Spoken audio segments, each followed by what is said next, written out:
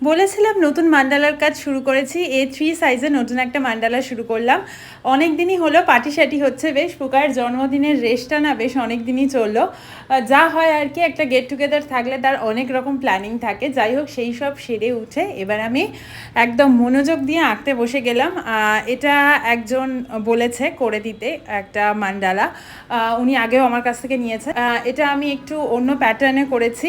প্যাটার্নগুলো আমি তোমাদের দেখানোর জন্যই প্রথম থেকেই ভিডিওটা শুরু করলাম। একটু ফাস্ট ফরওয়ার্ড করতেই হয়েছে, কেননা নয়তো 1 মিনিটে এত কিছু দেখানো পসিবল হয়ে উঠতো না।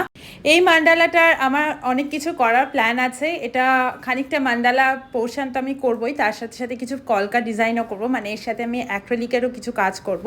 দেখতেই পাবে পরপর কি করছি না করছি।